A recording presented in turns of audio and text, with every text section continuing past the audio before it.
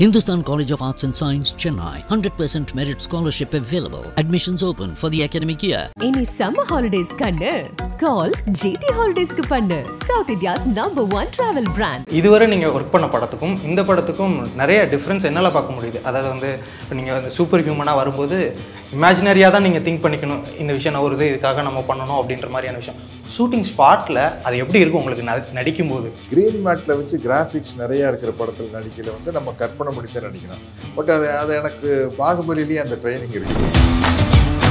இப்போ ஜெயலலிதா, ரஜினி சார், இப்போது சத்யராஜ் சார், இவங்க கூடலாம் நீங்கள் நடிக்கிறீங்க போது என்னென்ன விஷயங்கள்லாம் இவங்கள்ட்டேருந்து நீங்கள் லேர்ன் பண்ணுவீங்க? தென் அந்த செட்டில் உங்களுக்கு எப்படி இருக்கும் இவங்க கூட டைம் ஸ்பெண்ட் பண்ணும்போது?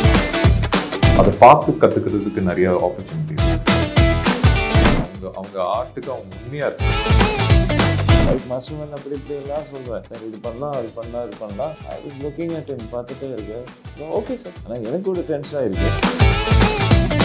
ஒரு நாள் முதல்வராக நீங்கள் ஆயிட்டீங்க சார், என்னென்ன விஷயங்கள் சேஞ்ச் பண்ணுவீங்க? ஏதாவது ஒரு 3 விஷயம். தமிழ்நாட்டில் இல்லை, இடஒதுக்கீட்டை ரொம்ப ஸ்ட்ராங் பண்ணுறேன். மதக்கலவரமெல்லாம் ஏற்படுத்தினாங்கன்னா கடுமையான தண்டனை. தமிழ் சினிமாவில் எனக்கு தெரிஞ்ச ஒரு விஷயம் இல்லை முக்கியமாக ப்ரொடியூசர்ஸ்குள்ள ஒரு யூனிட்டி.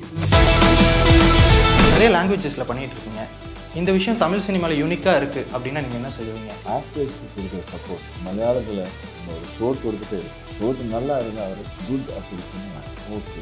ஆனால் இங்கே இருந்தால் தமிழில் இருந்தால் கை கட்டி பெல்டன் அதெல்லாம் சொல்லிட்டு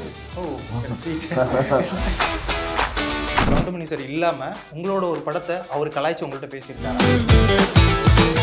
அண்ணே இது கொஞ்சம் தேரா போகுது.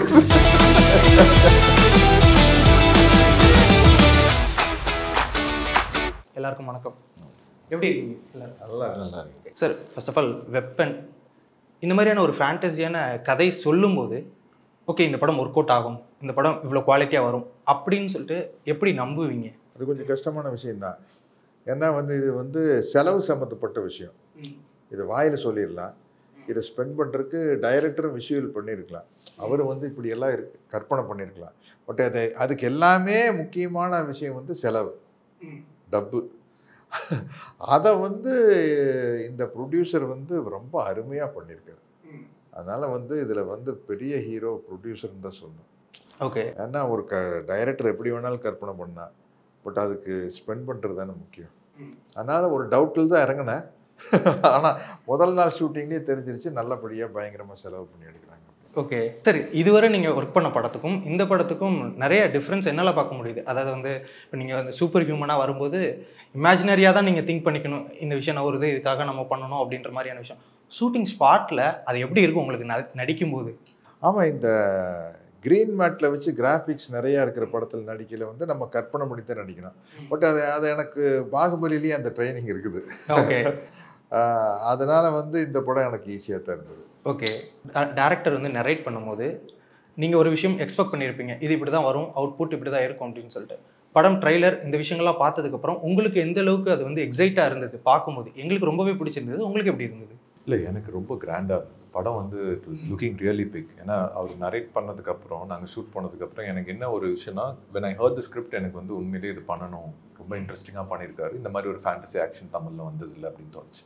ஷூட் போனதுக்கப்புறம் என்ன தோணுச்சுன்னா, இது எப்படி கன்வெர்ட் ஆக போகிறாங்க என்னென்னு ஒரு சின்ன ஒரு கன்ஃபியூஷன்லேயே தான் இருந்தேன் ஆக்சுவலி. அண்ட் தென் வென் அது அவுட் பார்க்க இருந்தாலுமே என்னால் ஒரு ஜட்மெண்ட்குள்ளே வர முடியல. ஏன்னா அது நிறைய விஷயங்கள் சிஜி இம்ப்ளை பண்ணாதான் அதோட அவுட் தெரியும், அதோட அவுட் புரியும். அது ப்ளஸ் சிஜி எப்போவுமே சிஜி ஒரு படத்தில் இருக்குன்னா அது ரொம்ப ஒரு ரிஸ்கியான விஷயம். ஏன்னா அது ஒழுங்காக பண்ண முடியல அப்படின்னா அது ஏதோ ஒரு விதத்தில் அது நம்மளுக்கு பேக் ஃபேர் ஆகும், எல்லாமே இருக்குது. ஸோ இந்த படம் சிஜி, சவுண்டு, மியூசிக் இதெல்லாம் வச்சு இன்னைக்கு ஃபைனல் அவுட் நான் பார்க்கும்போது, அது அந்த ட்ரெய்லரில் பார்க்கும்போது it was looking very grand, very convincing. உண்மையிலே கோவன் என்ன சொன்னாரோ அதை தாண்டி ஒரு விஷயம் பண்ணியிருக்காருன்னு தான் தோணுச்சு எனக்கு ஆக்சுவலி. ஓகே. அது ரொம்ப ஃப்ராங்காக சொன்னோம், அது அவர் பண்ண விஷயங்கள் அதை தாண்டி ஒரு விஷயம் பண்ணியிருக்காரு. அதுக்கு முக்கியமாக சார் சொன்ன மாதிரி producers they went all in. இந்த படத்துக்கு பெஸ்ட்டாக பண்ணணும் அப்படின்னு ஒரு விஷயத்த அவங்க முழுமையாக கொடுத்துருக்காங்க. ஓகே சார், இப்போது உங்களோட ஃபில்மோகிராஃபியில் பார்க்கும்போது சீனியர் மோஸ்ட் ஆக்டர்ஸ், ஐ மீன் லெஜெண்டரி ஆக்டர்ஸ் தானே. இப்போ ஜெயலலிதா, ரஜினி சார், இப்போது சத்யராஜ் சார், இவங்க கூடலாம் நீங்கள் நடிக்கிறீங்க போது என்னென்ன விஷயங்கள்லாம் இவங்கள்ட்ட நீங்கள் லேர்ன் பண்ணுவீங்க? தென் அந்த செட்டில் உங்களுக்கு எப்படி இருக்கும் இவங்க கூட டைம் ஸ்பெண்ட் பண்ணும் போதெல்லாம்? ஒரு கண்டிப்பாக வந்து அவங்களோட எக்ஸ்பீரியன்ஸ் இருக்குல்ல, அது வந்து இட்ஸ் ரியலி ஹியூஜ். நம்ம வந்து ஒரு 5-6 படம் பண்ணியிருக்கோம், பட் அவங்க வந்து இவ்வளோ வருஷமாக இவ்வளோ படங்கள் பண்ணிகிட்டு இருக்கும்போது அவங்க த வே தே அப்ரோச் அந்த சீனை வந்து சொல்லும் போதும் சரி, அதை ரிசீவ் பண்ணுறது, அங்கேருந்து டெலிவர் பண்ணுறது இருக்குல்ல, நம்ம என்ன தான் நம்ம வந்து ஸ்க்ரீனில் பார்த்தாலுமே ஆஃபில் வந்து கட் பண்ணிட்டு அவங்களோட செட்டில் அந்த ஒரு எக்ஸ்பீரியன்ஸ் அவங்க ஒர்க் பண்ணுற அந்த ஒரு எக்ஸ்பீரியன்ஸ் இருக்குல்ல, த வே தே புல் ஆஃப் அ சீன், அது வந்து அதை பார்த்து கற்றுக்கிறதுக்கு நிறைய ஆப்பர்ச்சுனிட்டிஸ் இருக்குது. அது வந்து நம்ம என்ன தான் ஸ்க்ரீனில் பார்க்குறத விட ஆஃப் ஸ்க்ரீனில், அதுவும் ஷூட்டிங் ஸ்பாட்டில் வந்து அது this is lot more that's happening when you prepare for a scene. அது வந்து எனக்கு அது நிறைய விதத்தில் ஹெல்ப்ஃபுல்லாக இருந்திருக்கு. அது சத்யராஜ் சார் கூடயும் சரி, ரஜினி சார் கூடயுமே சரி, அது 2 பேருமே வந்து இன்றைக்குமே வந்து இதை வெரி அவங்க ஆர்ட்டுக்கு அவங்க உண்மையாக இருக்காங்க. அவங்க பண்ணுற ஒர்க்குக்கு அவங்க ரொம்ப ட்ரூத்ஃபுல்லாக இருக்காங்கனால தான் 2 பேருமே அவங்கவுங்க விஷயத்தில் வந்து அவங்க இன்றைக்குமே வந்து ஒரு மாஸ்டர்ஸாக இருக்காங்க அந்த கிராஃப்டில். ஸோ அது எனக்கு வந்து ஒரு பட்டிங் ஆக்டராக, ஒரு ரைசிங் ஆக்டராக எனக்கு நிறைய விதத்தில் அது வந்து ஹெல்ப்ஃபுல்லாக இருக்குது. ஓகே சார், இப்போ நீங்கள் ஒரு 10 years பிஃபோர் தலைவன்ற படத்தில் ஒரு சின்ன கேரக்டரில் நீங்கள் பண்ணீங்க சத்யராஜ் சார் கூட. இப்போது ஒரு 10 yearsக்கு அப்புறம் அவர் கூட உங்களுக்கும் ஒரு மிகப்பெரிய கேரக்டர் இந்த படத்தில் இருக்குது. உங்களோட வளர்ச்சியை நீங்கள் எப்படி பார்க்குறீங்க? தென் working experience with Sathyaraj sir 12 years ஆயிடுச்சு. ஆனால் சத்யராஜ் சாருக்கு அந்த சத்யராஜ் சாருக்கும் 2024-23 சத்யராஜ் சாருக்கும் I don't find any difference. ஒரு டிஃப்ரென்ஸே இல்லையே. அந்த சேம் ஆட்டிடியூடு 2012 இருந்த அந்த சேம் ஆட்டிடியூடு இப்போ இதுதான் நேற்று சொல்லிட்டு இருந்தது. ஒரு நோவே சொல்ல மாட்டேன். ஒரு இடைக்கு இன்ஸ்ட்ரக்ஷன்ஸ் கொடுத்துட்டு இருக்கு. என்ன டைரக்டர் வந்து சொன்னாலும், ஃபார் எக்ஸாம்பிள் டைரக்டர் உங்களுக்கு do you fly a plane? Yes sir, பண்ணுவேன் sir. And then after going into the cockpit, if you say I don't know, then they are not going to take you out of the movie. அந்த attitude இருக்கணும். So even now he is doing the same. இப்போ அதுதான் பண்ணிட்டு இருக்கேன். For example இந்த fight சீக்வன்ஸில் fight master வந்து அப்படி எல்லாம் சொல்லுவேன், சார் இது பண்ணலாம், அது பண்ணலாம், இது பண்ணலாம். I was looking at him, பார்த்துட்டே இருக்கேன். Okay sir, okay. ஆனால் எனக்கு கூட டென்ஷனாக இருக்கு. ஓகே, ஆனால் இவன் நோ வரவே மாட்டேன். ஓகே, அந்த மாதிரி ஆட்டிடியூட், அந்த சேம் ஆட்டிடியூட் அப்புறம் இப்போ ஒரு சேஞ்சே கிடையாது. சார் இப்போது அந்த ஃபைட் சீன் அந்த விஷயங்கள்லாம் பற்றி பேசும்போது, இப்போ சில பேர் பண்ணுறோம், இப்போ ஒரு 60 yearsக்கு மேலே பண்ணுறாங்க ஒரு ஃபைட் சீன்னா, சரி என்ன கஷ்டப்பட்டு பண்ணுறாருல, அந்த ஸ்லோனஸ் தெரியும் அவங்க பண்ணும்போது. ஆனால் நீங்கள் பண்ணும்போது எங்களுக்கு அப்படி தெரியவே இல்லை, அந்த ஸ்லோனஸ்லாம் தெரியல. அதேமாதிரி ஒரு பிரிஸ்கியாக பண்ணுறீங்க. எப்படி அந்த எனர்ஜி இப்போ வரைக்குமே உங்களுக்கு அது இருந்துகிட்டே இருக்குது? இல்லை, அது காரணம் வந்து நாங்கள் சினிமாவில் என்ட்ரான பீரியடில் ஃபைட்டு வந்து ரொம்ப டஃப்பு. எஸ்பெஷலி ஜூடோ ரத்ன மாஸ்டர், சூப்பர் சுப்பராயன், விக்ரம் தர்மா, இந்த பீரியடில் பார்த்தீங்கன்னா பெரட்டி எடுத்துருவாங்க. இதெல்லாம் ஒன்றுமே இல்லை, எல்லாம் ஷார்ட்ஸு, நிறைய சைடு கிக்கு, பேக் கிக்கு, இதெல்லாம் மாற்றி வந்துட்டுருக்கும். அதனால் அவங்ககிட்ட ஒர்க் பண்ணதுனால இப்போ ரொம்ப ஈஸியாக இருக்குது. இப்போ சின்ன ஷார்ட்டு எடுக்கிறாங்க. இல்லை கீழே விழுறோம், அந்த நம்ம 2 பேரும் இப்படி சறுக்கிட்டு போனது, அதெல்லாம் ஒரு டஃப்பான விஷயந்தான். பட் இதுவே நீங்கள் அந்த காலத்தில் எடுத்திருந்தா பெருசாக ஃபைட் பண்ணி வந்து விழுந்து அதுக்கப்புறம் இழுப்பாங்க, நம்ம அது மேலே கரெக்டாக விழணும். அதனால் வந்து அங்கே அப்படி ஒர்க் பண்ணியிருந்தனால அது உங்களுக்கு இப்போது இந்த இன்டர்வியூ பார்க்குற ஆடியன்ஸுக்கும் அது கரெக்டாக புரிஞ்சிக்க முடியாது. நீளமான ஷாட் அப்படின்னா அவங்களுக்கு என்னென்ன கரெக்டாக புரிஞ்சுக்கிறது கஷ்டம். ஓகே, அதனால் அப்படி பண்ணவங்களுக்கு வந்து இந்த இப்போ எடுக்கிற ஃபைட் வந்து ரொம்ப ஈஸி ஆக்சுவலாக. ஓ ஓகே ஓகே சார், இப்போ ஒரு சின்ன ரேபிட் ஃபயர் மாதிரி, இது வந்து படம் சம்மந்தப்பட்டு எல்லாமே இருக்கும். ஃபர்ஸ்ட் கொஸ்டின் என்னென்னா, இது வந்து ஒரு சூப்பர் ஹியூமன் சம்மந்தப்பட்ட கதை அப்படிங்கிறதுனால கொஞ்சம் டிஃப்ரெண்ட்டாக அப்படி இப்படி இருக்கும்.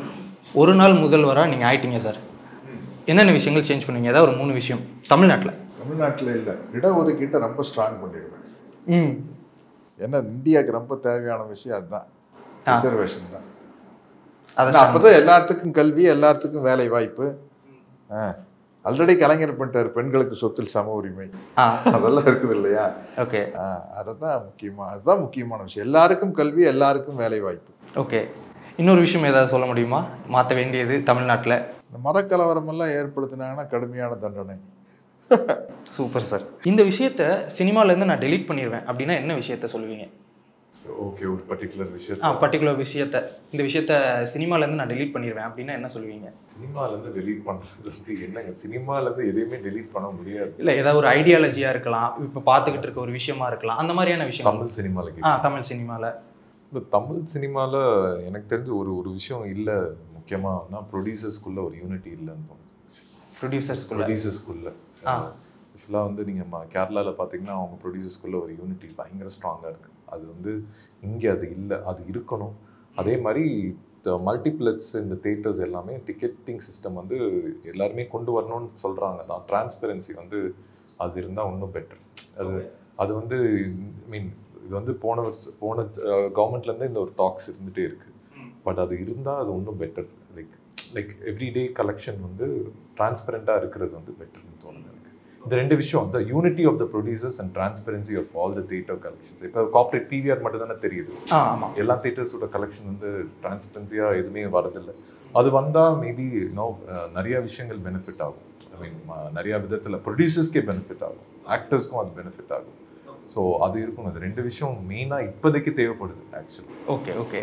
ஸோ மூணாவது வந்து ஒரு முக்கியமான விஷயம் என்னென்னா, இப்போ இருக்க டிஜிட்டல் பிளாட்ஃபார்ம்ஸ் எல்லாருமே கண்டென்ட்டை செக் பண்ணிவிட்டு ஒரு படத்தை வாங்குறது மாதிரி எனக்கு தெரியல ஆக்சுவலாக. எல்லாமே ஒரு ஸ்டார் ட்ரிவன் மாதிரி ஆகிடுச்சு. ஒரு ஸ்டார் உள்ளே இருந்துட்டா அந்த கண்டென்ட்டை வந்து கதை ஒரு மேலோட்டமாக சினாப்சிஸ் மட்டும் வாங்கிட்டு நீங்கள் பார்த்தீங்கன்னா படம் ஷூட் போகிறதுக்கு முன்னாடியே அந்த ஃபுல் அக்வயர் பண்ணிடுறாங்க. பெரிய பட்ஜெட்ஸ் ஃபுல்லாக அந்த ஒரு ஸ்டார் படத்துக்கு போயிடுச்சுன்னா அப்போ ஒரு 4-5 நல்ல கண்டென்ட் வருதுன்னு வச்சுக்கோங்களேன், அதுக்கு பட்ஜெட் இல்லைன்னு சொல்லிடுறாங்க. ஓகே. ஸோ அது அந்த விஷயங்களும் மாறணும். அதுக்கு ஒரு பேலன்ஸ் கண்டுபிடிக்கணும். நான் சொல்ல ஸ்டார் படமும் வாங்குங்க, பட் ஒரு குறிப்பிட்ட பட்ஜெட் வந்து கண்டென்ட் ட்ரிவன் ஃபிலிம்ஸுக்கும் அவங்க அது சப்போர்ட் பண்ணால் நிறையா ஒரு medium films, small budget films வந்து கண்டென்ட் ட்ரிவனாக நிறைய படங்கள் வரும். அது வந்து ரொம்ப முக்கியமாக நான் பார்க்குறேன் ஆக்சுவலி. நிறைய லாங்குவேஜஸில் பண்ணிகிட்டு இருக்கீங்க. இந்த விஷயம் தமிழ் சினிமாவில் யூனிக்காக இருக்குது அப்படின்னா நீங்கள் என்ன சொல்லுவீங்க? ஆக்டர்ஸ்க்கு கொடுக்குற சப்போர்ட். ஓகே, இப்போ மலையாளத்தில் நம்ம ஒரு ஷோட் கொடுத்துட்டே இருக்கோம்.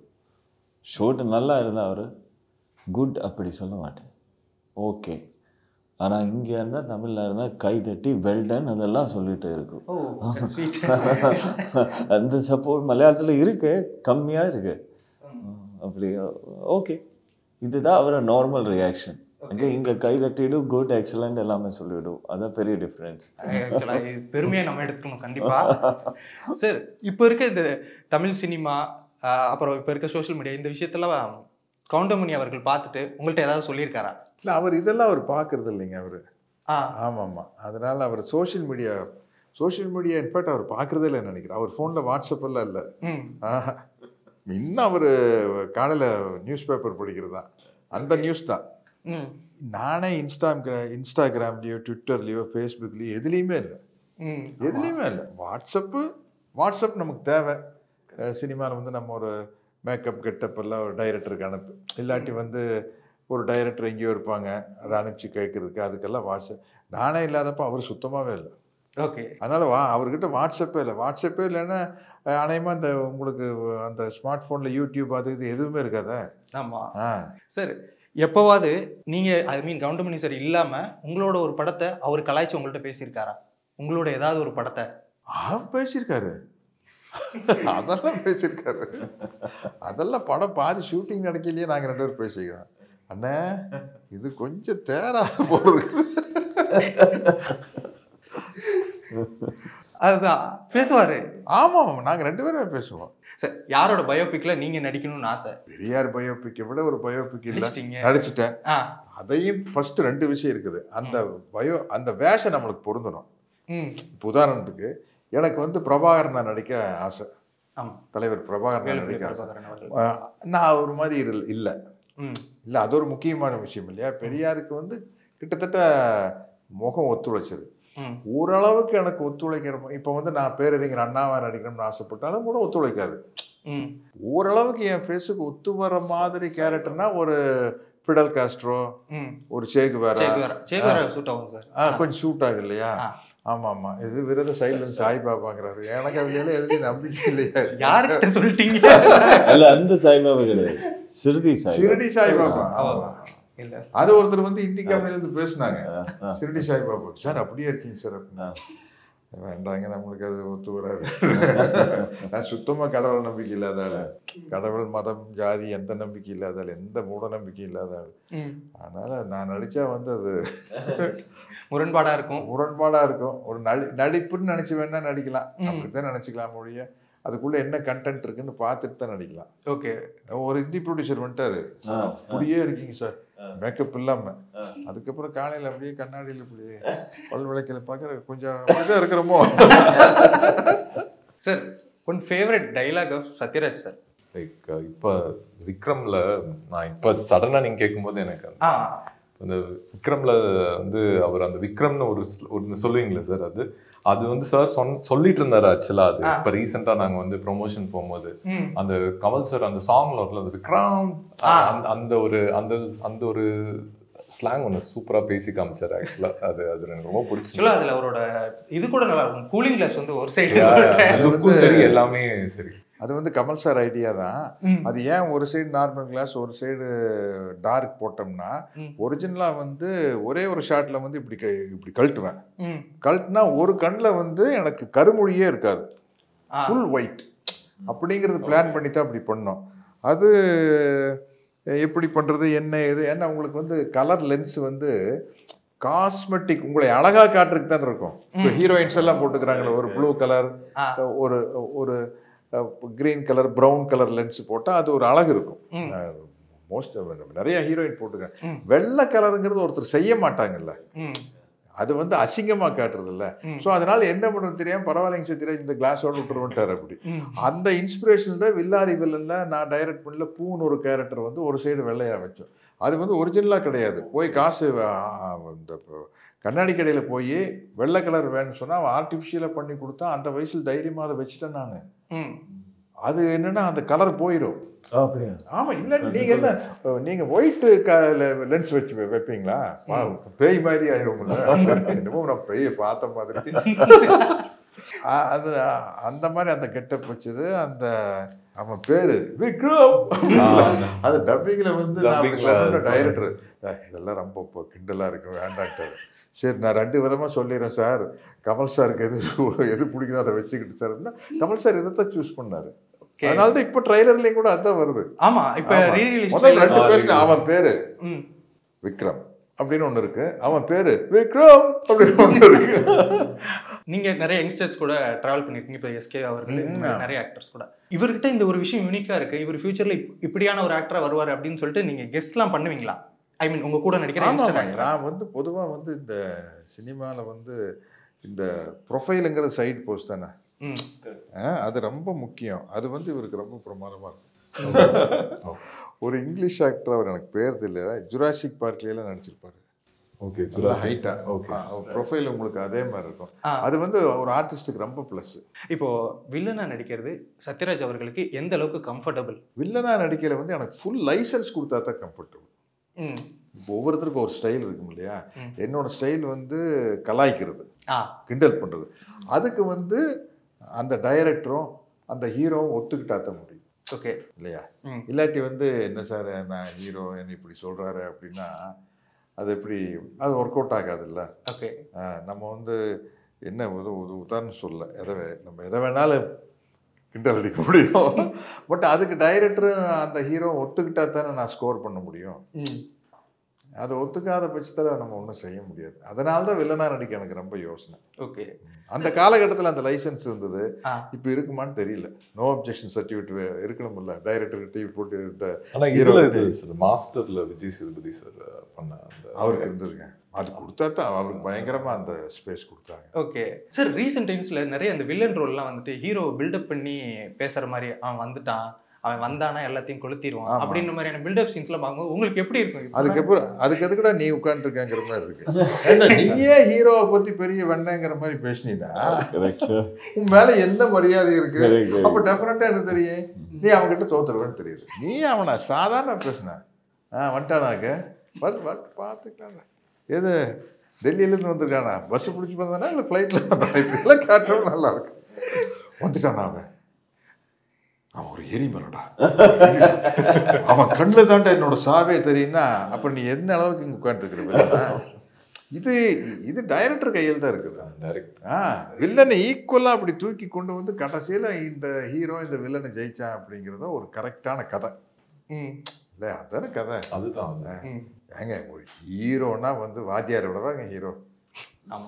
அல்டிமேட் வந்து மக்கள் தலைமை எம்ஜிஆர் தான். அவரே 10 அடி வாங்கி ரத்தத்தை தொடச்சி பார்த்து தேடி பார்த்து நீ எடுத்தோன்னே நொங்கு என்ன பிரயோஜனம்? அவர் பாருங்க, அவர் ஃபைட் பாருங்க, அவ்வளோ நம்மெல்லாம் சின்ன பிள்ளையா ஸ்கூலில் பிடிக்கல, ஒரு சமயம் வாத்தியார் தோத்துருவாரோ அப்படிங்கிற மாதிரி இருக்கும். அவருக்கும் நம்பியார் சாருக்கும் அவருக்கும் PS வீரவாக்கு ஒரு ஃபைட் நடக்கல, அவ்வளோ டஃப்பாக ஈக்குவலாக கொண்டு போய் கடைசியில் அவர் ஜெயிப்பார். அப்போ தான் நமக்கே ஒரு டென்ஷன் இருக்கும். நமக்கு நானும் தேர்த்திக்குவேன், எப்படி இருந்தாலும் தலைவர் கடைசியில் ஜெயிச்சிருவாரு அப்படிங்கிற மாதிரி தான் இருக்கும். சரி, இப்போ நீங்கள் இப்போ எல்லாருக்குமே ஒரு ஜேர்னி அந்த ஒரு விஷயம் இருக்கும்ல, உங்களுக்கு அந்த மாதிரி ஏதாவது பிளானிங் இருக்கா? என்னோட அடுத்தடுத்த படம் இப்படி தான் இருக்கும், என்னோட ஆடியன்ஸ் இப்படி தான் அப்படின்ற மாதிரியான ஏதாவது டாக்டிக்ஸ் அந்த மாதிரியான விஷயங்கள்லாம் வச்சுருக்கீங்களா? இல்லை, அந்த மாதிரி நான் இந்த பிளான் அந்த மாதிரி எதுவும் இல்லை. எதுவுமே அன்பிளான்டாக பண்ணுற ஒரு விஷயம் தான் லைஃப்பில் என்னை பொறுத்த வரைக்கும் சினிமா ஜேர்னியில். பட் ஏன்னா வர கதைகள் வந்து நல்ல கதைகளாக இருக்கணும். அது வந்து அது நான் இன்ஸ்டிங்க்டிவாக சூஸ் பண்ணுற ஒரு விஷயம் தான். ஸோ அது லைக் இந்த பிளான் இது மாதிரி இல்லை, போகிற அந்த ஜேர்னியில் எது பெஸ்ட்டாக வருதோ அதில் நம்ம செலக்ட் பண்ணி நம்ம ட்ராவல் பண்ணிகிட்ருக்கோம். சார், இப்போ வில்லனிசம் பற்றி நிறைய பேசும்போது நீங்கள் இப்போ அடுத்து கூலியில் வில்லனாக பண்ணிகிட்டு இருக்கீங்க அப்படின்ற மாதிரி நாங்கள் கேள்விப்பட்டோம். அதில் அவுட் அண்ட் அவுட் எங்களுக்கு பிடிச்ச அந்த வில்லன் சத்யராஜை பார்க்க முடியுமா? ஃபஸ்ட்டு திங், இன்றைக்கி இருக்கிற கார்ப்பரேட் கம்பெனியில் அவங்க தான் அனௌன்ஸ் பண்ணணும், ஆர்டிஸ்ட்டு சொல்லக்கூடாது, அது ரூல்ஸு. ஒரு இடத்துல தெரியாதனமே என்ன ஆகிப்போச்சுன்னா, இவருக்கு தெரியும் மழை பிடிக்காத மனிதனுடைய அந்த ப்ரெஸ் மீட்டில் வந்து அன்னைக்கு யாரோ ஃபேக்காக விட்டுட்டாங்க ஆன் போர்டு சத்யராஜ் கூலின்ட்டு. அதை நான் சொன்னேன், இப்படி சொல்லக்கூடாதுன்னு ப்ரெஸ்ஸில் சொல்லல, பக்கத்தில் இருக்கு, சார் இன்னைக்கு வந்துருச்சு சார் நீங்கள் கூலின்னு நடிக்கணும். அப்படியா? அப்படின்னு நடிக்கிறதுங்க. அது கடைசியில் பார்த்தா அது ஃபேக் போஸ்டர், ஃபேக்கு. நமக்கு அதெல்லாம் கண்டுபிடிக்க தெரியாதுங்க. பழைய காலத்து ஆள், இது என்ன சிஜிஐ என்ன அளவு ஒன்றும் தெரியாது. காலையில் வந்து டோப்பாக தூக்கி தலையில் வச்சா, ஸ்டார்ட் கேமரா ஆக்ஷனாக நடித்தா, கட்டுனா கழட்டி வீசிட்டு வீட்டுக்கு போயிட்டு, இதுதான் தெரியும். வேற ஒன்றும் இந்த சோஷியல் மீடியா லொட்டு லொசுக்கு அதெல்லாம் உங்கள் வீட்டு என்னமோ கேட்டாங்களா, அது என்ன என்னமோன்னு கேட்டாங்க, எனக்கு அது பேரே மறந்து போச்சு இங்கிலீஷ். என்னமோ போன பேட்டியில் கொடுக்கல கேட்டாங்களே, நீங்கள் வசந்த பவன் வசந்த் ரவியா இருக்கிறதுனால நெப்போட்டிசம் வந்து இந்த ஃபீல்டு பற்றி அந்த ஃபீல்ட்லேருந்து வரும்போது இந்த ஃபீல்டு நெப்போட்டிசம் பற்றி ஏதோ ஒரு கொஸ்டின் வந்துச்சு. அது என்ன இப்போ நெப்போட்டிசம்னு எனக்கு என்னன்னு தெரியாது. அதாவது அப்பா ஒன்று பண்ணாங்கன்னா அது உண்மையிலேயே என்னை பொறுத்த வரைக்கும் ஒரு ஆக்டருக்கு அதெல்லாம் தெரிய வேண்டியதே இல்லைங்க. நான் என்கிட்ட கேட்பாங்க, அந்த காலத்து சினிமாக்கு இந்த காலத்து சினிமாக்கு என்ன ஒரு இளவும் வித்தியாசம் இல்லை, அதே தான். என்ன அன்னைக்கு இருக்கிற ஃபெசிலிட்டி கேரவான் இல்லை, இப்போ கேரவான் இருக்குது, இது நடுவில் போய் உட்காந்துக்கலாம். ப்ரொடக்ஷனில் வந்து ப்ரொடக்ஷன் மேனேஜருக்கு செல்ஃபோன் இல்லாமல் படம் எடுக்கிறதுங்கிறது பெரிய சிரமம். எப்படி அந்த காலத்தில் எடுத்தாங்க தெரியல. டைரக்டர்களுக்கு மானிட்டர் இருக்குது. ஸோ வசதியாயிருச்சு சினிமா. ஓகே, இல்லாட்டி வந்து உங்களுக்கு எல்லாம் எடிட்டிங்கில் போய் பார்த்ததுக்கு அப்புறம் தான் தெரியும். சார், எனக்கு இப்போ இந்த போஸ்டர் வெப்பன் பார்க்கும்போது என்ன டிஃப்ரெண்ட்டாக இருக்குன்னா, காஸ்டிங்கே ரொம்ப டிஃப்ரெண்ட்டாக இருக்குது. பரத்வாஜ் ரங்கன் சார் நடிச்சிருக்காரு, ராஜீவ் மேனன் சார் நடிச்சிருக்காரு. முதல்ல அந்த டீம் எப்படி இருக்கும், அந்த ஸ்பாட் எப்படி இருக்கும், எல்லாருமே வந்துட்டு வித்தியாசமான ஆக்டர்ஸ், எல்லாருமே ஃபர்ஸ்ட் டைம் நடிக்கிறவங்க, அந்த மாதிரியான நிறைய டீம் இருக்குது. அதை பற்றி சொல்லுங்கள். ராஜீவ் மேனன் சார் வந்து ஐ திங்க் ஃபர்ஸ்ட் டைம் ஒரு ஆன்டகனிஸ்டாக பண்ணுறாரு. இதுக்கு முன்னாடி விடுதலையில் நம்ம பார்த்துருப்போம். பட் அவர் வந்து ஒரு எல்லாத்துக்குமே தெரியும், அவர் ஒரு டைரக்டர், சினிமாட்டோகிராஃபர்னு. பட் இந்த படத்தில் வந்து அவர் லைக் ஒரு ஆக்டராக ஒரு எவ்வளோ பெரிய ஆக்டர்னு இந்த படத்தில் தெரியும். ஏன்னா அவ்வளோ ஈஸியாக பர்ஃபார்ம் பண்ணியிருக்காரு அண்ட் ஒரு ஸ்ட்ராங்கான ஆன்டகனிஸ்ட் ரோல் பண்ணியிருக்காரு படத்தில். இன்ஃபேக்ட் சார் வந்து எல்லாத்துக்கும் தெரியும், ரோஜாவில் அவர் தான் நடிக்க வேண்டியது ஆக்சுவலாக அருண் சாமி சார் கேரக்டருக்கு. பட் அப்போவே அவர் ஆக்டிங் வேணால் நான் சினிமாட்டோகிராஃபி டைரக்ஷன் தான் போயிட்டு இருந்தார். அண்ட் தென் ஃபைனலாக இப்போ அவருக்கு என்னமோ தெரில, உள்ளே இருக்க அந்த ஆக்டிங் இன்ட்ரெஸ்ட் வந்திருக்கு. And I really want him to do many films. ஏன்னா ராஜீவ் சார் மாதிரி ஒரு ஆக்டர் வந்து ஒரு படத்தில் இருந்தால் அந்த படத்தோட கலரே மாறுது. அது நீங்கள் அந்த படம் பார்க்கும்போது தெரியும், ஒரு அந்த ஆன்டகனிஸ்ட் அவர் எப்படி கேரி பண்ணிகிட்ருக்காங்கன்னு. அதை தவிர்த்து இதில் நிறையா ஆர்டிஸ்ட் இருக்காங்க ஆக்சுவலாக. அது வந்து நான் அந்த ஏன்னா அது ரொம்ப அவங்கெல்லாம் வந்து ஒரு இம்பார்ட்டன்ட் பார்ட் பண்ணியிருக்காங்க. பட் காம்பினேஷன்ஸாக எனக்கு அவங்களோட எல்லாத்துடையும் காம்பினேஷன் இல்லை. இப்போ அது நீங்கள் படம் பார்க்கும்போது அது நீங்கள் உங்களுக்கு புரியும், அது அவங்க எப்படி பிளேஸ் பண்ணியிருக்காங்க இந்த படத்தில். Okay, waiting for the movie. Thank you so much sir. Thank you so much for the answers and thoughts. Thank you. Hindustan College of Arts and Science, Chennai. 100% merit scholarship available. Admissions open for the academic year. Any summer holidays kannu call GT Holidays ku pannu, South India's #1 travel brand.